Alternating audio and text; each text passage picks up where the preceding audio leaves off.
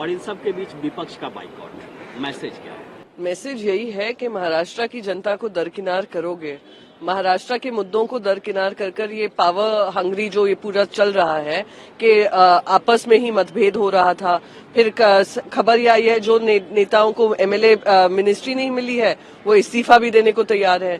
तो इस तरीके का जो माहौल बनाया हुआ है कि सत्ता में आओ, सत्ता से पावर का मिसयूज कर कर करप्शन करो, वो जनता के हित में नहीं है, इसलिए हमारा बॉयकॉट था। और रामदास अठावले ने भी कहा है कि हमने इतना साथ दिया, इतना वोट मिला, लेकिन हमको इन्विटेशन तक नहीं मिला। हमारे लोगों को वादा किया गया था कि एक लोग को मंत्री बनाएंगे, वो भी नहीं बनाया। वो आपको जरूर आकर खुद जवाब देंगे।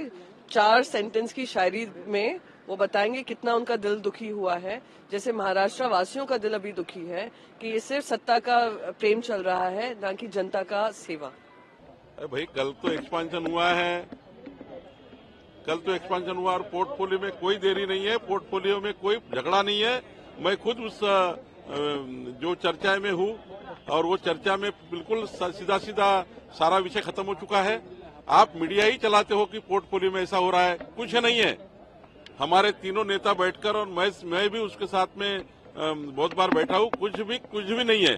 आपको जल्दी इसका निर्णय मिल जाएगा।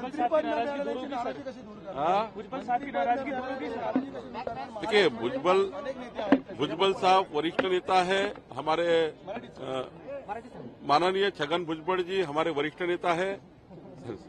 माननीय छगन भुजबळ जी आमचे वरिष्ठ नेते आहे। त्यांनी या महायुतीला मोठा आशीर्वाद दिला आहे।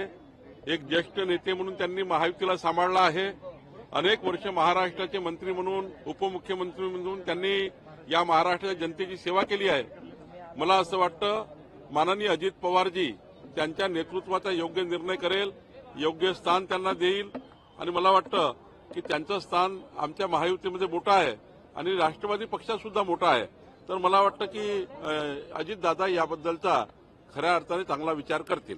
देखिए, पूरा देश कहता है 140 करोड़ भारतीय कहते हैं और महाराष्ट्र के 14 करोड़ महाराष्ट्र के लोग कहते हैं, जनता कहती है कि ये झूठी अफवाह है, महाविकास आघाड़ी फैला रही है। जब वो जीतते हैं तब ईवीएम अच्छी होती है, जब वो हारते हैं ईवीएम खराब होती है। ये सारे जनता को समझ गया।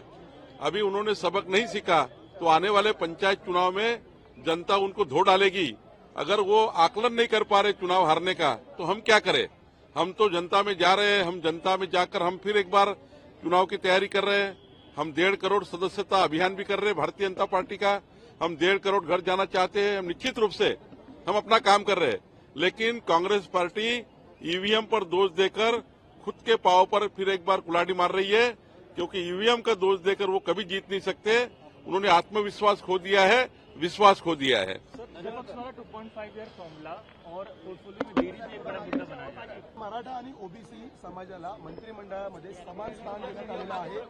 विरोधकांना आणि जे सातत्याने आरोप करत होते, विशेषतः भाजप आणि फडणवीसांवरती, ते ओबीसी आणि मराठा विरोधी आहेत म्हणून उत्तर दिलेलं आहे का मंत्रिमंडळाच्या माध्यमातून? माननीय आमचे देशाचे नेते पंतप्रधान मोदीजी, आमचे अमित शहाजी, माननीय जेपी नड्डाजी, आमचं केंद्रीय नेतृत्व आणि माननीय देवेंद्रजी यांनी बसून ज्या पद्धतीने सर्व समाजाला 18 पगड जातीला आणि महाराष्ट्रातला जो समाज आहे त्या सर्व समाजाला, मराठा समाजाला, मागासवर्गीयांना, शेड्यूल ट्राईब, शेड्यूल कास्टना ज्या पद्धतीनं प्रतिनिधित्व दिलं, महिला बहिणींना प्रतिनिधित्व दिलं, आमच्या लाडक्या बहिणीला प्रतिनिधित्व दिलं आहे।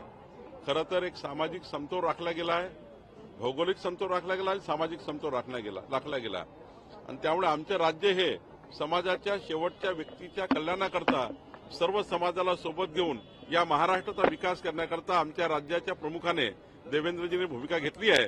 देवेंद्रजी हे पहिल्यापासून सामाजिक समता याकरता काम करणारे कार्यकर्ते आहेत आणि त्यामुळे या माननीय देवेंद्रजींच्या नेतृत्वाचं जे कॅबिनेट मंत्रिमंडळ तयार झालं हे सर्व समाजाला सोबत घेऊन पुढे नेणार आहे आणि यातनंच महाराष्ट्राचा विकास आहे। यातनंच पुढच्या काळामध्ये देशातलं महाराष्ट्र क्रमांक 1 चे राज्य होणार आहे।